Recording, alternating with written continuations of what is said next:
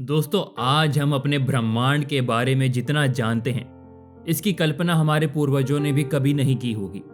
लेकिन ये भी सच है कि हमारी ब्रह्मांड के बारे में जानकारी पूरे ब्रह्मांड की तुलना में कुछ भी नहीं है। प्राचीन समय में हमारे पूर्वज तारों और ग्रह की स्थिति से ब्रह्मांड के विषय में बहुत कुछ जान चुके थे, जबकि उनके पास आज की तुलना में कोई एडवांस गैजेट नहीं थे। इससे ये पता चलता है कि तब वो ब्रह्मांड को लेकर सीरियस थे। हमारे पूर्वज भी ब्रह्मांड के रहस्यों के बारे में काफी कुछ जानना चाहते हैं। हालांकि आज आधुनिक युग में हम इंसान एडवांस गैजेट्स की मदद से कई ग्रहों, सोलर सिस्टम्स और गैलेक्सीज के बारे में काफी कुछ जान गए हैं। आज हमें पता है कि हमारे सोलर सिस्टम में कौन सा ग्रह किस गति से सूरज की परिक्रमा कर रहा है। हमारे वैज्ञानिक लगातार वैसे ग्रहों की खोज कर रहे हैं जहां पर जीवन की संभावना हो। हमने हमारे पड़ोसी गैलेक्सीज के बारे में भी जानकारी जुटा ली है और जानकारी जुटाने का यह सिलसिला अभी भी जारी है। लेकिन फिर भी एक सवाल हमारे मन में हमेशा उठता ही है कि क्या कभी हम इंसान ब्रह्मांड के पार क्या है ये जान पाएंगे, या कभी हम ब्रह्मांड के पार जा पाएंगे। तो चलिए दोस्तों, आज की वीडियो में हम यही जानते हैं कि क्या हम लाइट की स्पीड से चलने वाली स्पेसक्राफ्ट बना भी लें तो हमें अपने ब्रह्मांड को पार करने में कितना समय लगेगा, या फिर हम कभी ब्रह्मांड को पार भी कर पाएंगे या नहीं। वीडियो में आगे बढ़ने से पहले अगर आपने हमारे चैनल को सब्सक्राइब नहीं किया है तो कृपया इसे सब्सक्राइब कर लें। दोस्तों, ये तो आप अच्छी तरह से जानते हैं कि हम जिस गैलेक्सी में हैं उसे मिल्की वे गैलेक्सी कहा जाता है। मिल्की वे गैलेक्सी में ही हमारा सोलर सिस्टम है। हमारी ग्रह पृथ्वी सोलर सिस्टम में एग्जिस्ट करती हैं। हमारी पृथ्वी 12,742 किलोमीटर चौड़ी है, जबकि हम जिस सोलर सिस्टम में रहते हैं वो 100 खरब किलोमीटर में फैला हुआ है। आप अंदाजा लगा सकते हैं कि इतने बड़े ब्रह्मांड में केवल हमारा सौर मंडल ही कितना विशाल है। हमारे सौर मंडल में सबसे नियरेस्ट स्टार प्रोक्सीमा सेंटोरी की हमसे दूरी 4.3 लाइट ईयर्स है, यानी कि लाइट की स्पीड से भी लगभग 3 लाख किलोमीटर पर सेकंड की स्पीड से जाने पर यहाँ कम से कम 4 साल 3 महीने लग जाएंगे। 4 साल 3 महीने सुनने में कम लगता है, लेकिन जब बात लाइट की स्पीड की हो तो आपको बता दूं कि असल मायने में कम से कम 42 लाख करोड़ किलोमीटर जितना दूर है। अब आप अंदाज़ा लगा लीजिए कि हमारे सोलर सिस्टम के सबसे नज़दीकी तारे की दूरी हमारी पृथ्वी से कितनी है। दोस्तों, सिर्फ हमारी मिल्की वे गैलेक्सी में ही 100 अरब से लेकर 400 अरब स्टार्स हैं। इतने स्टार्स के साथ हमारी गैलेक्सी 2 लाख लाइट ईयर्स में फैली हुई है। आपको लग रहा होगा कि हमारी गैलेक्सी काफ़ी बड़ी है, जो कि है भी। लेकिन दोस्तों, जब इसकी तुलना यूनिवर्स के लेवल पर की जाएगी तो फिर इसका आकार और इसका फैलाव यूनिवर्स के मुकाबले कुछ भी नहीं है। दरअसल हमारी मिल्की वे गैलेक्सी एक गैलेक्सी ग्रुप का हिस्सा है, जिसमें लगभग 50 और गैलेक्सीज शामिल हैं। हमारी गैलेक्सी जिस ग्रुप में है उसे लोकल ग्रुप कहा जाता है।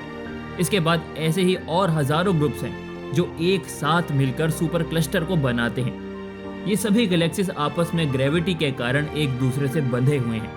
गैलेक्सीज के ग्रुप और सुपर क्लस्टर का सफर यहीं खत्म नहीं होता।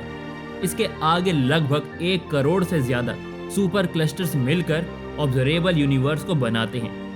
वैज्ञानिकों के अनुसार इसमें कुल 20 खरब गैलेक्सीज होने का अनुमान है। दोस्तों, ऑब्जर्वेबल यूनिवर्स का मतलब है कि हम धरती से यूनिवर्स के जिस हिस्से को ऑब्जर्व कर पाते हैं, यूनिवर्स का वही हिस्सा ऑब्जर्वेबल यूनिवर्स है।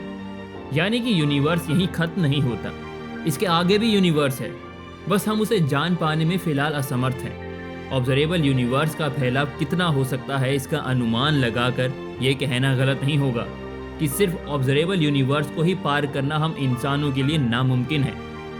ऑब्जर्वेबल यूनिवर्स तो दूर, हम इसके छोटे से हिस्से तक को पार करने में फिलहाल नाकामयाब साबित होंगे। हम यूनिवर्स के केवल उसी हिस्से को पार करने की कोशिश कर सकते हैं जिससे हमारा ग्रेविटेशनल बॉन्ड हो, यानी कि वो हिस्सा ग्रेविटी के जरिए हमसे किसी न किसी तरह से जुड़ा हुआ हो। सीधे तौर पे हम ऑब्जर्वेबल यूनिवर्स के केवल 6% तक की जगह को ही एक्सप्लोर करने की कोशिश कर सकते हैं। दोस्तों, एक समय था जब आम इंसानों के साथ साथ वैज्ञानिकों को भी यही लगता था कि सूरज पृथ्वी का चक्कर लगाता है। लेकिन साइंस की तरक्की दिन ब दिन होने लगी और हमने ये जाना कि सूरज का चक्कर हमारी पृथ्वी सहित सौर मंडल के बाकी ग्रह लगाते हैं। फिर काफी समय बाद हमें ये पता चला कि ब्रह्मांड में कोई भी ऑब्जेक्ट स्टेबल नहीं है। बिग बैंग से हमारे यूनिवर्स की शुरुआत हुई और तब से हमारा यूनिवर्स फैलता ही जा रहा है। वैज्ञानिकों के अनुसार ये पुख्ता तौर पर नहीं कहा जा सकता कि ब्रह्मांड किस तेज गति के साथ फैल रहा है, यूनिवर्स के फैलाव के कारण इसकी सीमा हमसे और भी दूर होती जा रही है। आपको जानकर हैरानी होगी कि ब्रह्मांड का फैलाव लाइट की स्पीड से भी तेज हो रहा है। ऐसे में ये कहना गलत नहीं होगा कि हम कभी भी ब्रह्मांड के पार क्या है ये नहीं जान पाएंगे।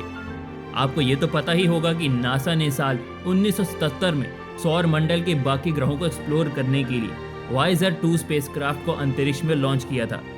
वाइजर 2 ही वो स्पेसक्राफ्ट है जो फिलहाल यूनिवर्स में पृथ्वी से सबसे दूर जा चुका है। फिलहाल ये स्पेसक्राफ्ट पृथ्वी से लगभग 20 बिलियन किलोमीटर दूर है। ये हमसे इतनी दूर है कि वहां से लाइट को पृथ्वी पर आने में 18 घंटे से ज्यादा का वक्त लगेगा।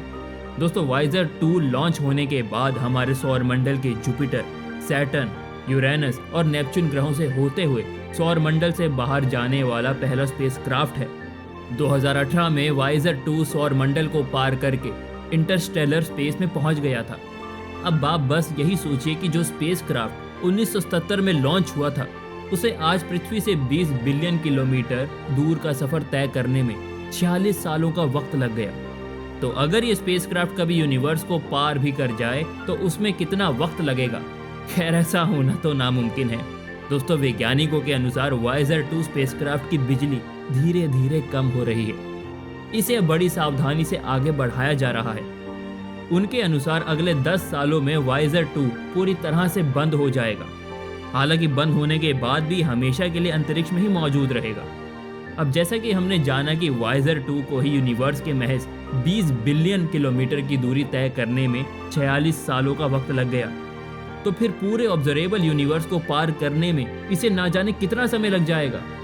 अभी हम ऑब्जर्वेबल यूनिवर्स के बारे में भी अच्छी तरह से नहीं जानते हैं, लेकिन फिर भी हम इंसानों की उम्मीद कायम है कि भविष्य में कभी इंसानी सभ्यता यूनिवर्स के क्षेत्र में और सफलता हासिल करे और लाइट की स्पीड से चलने वाले स्पेसक्राफ्ट को बना ले, ताकि यूनिवर्स को और भी ज्यादा एक्सप्लोर किया जा सके।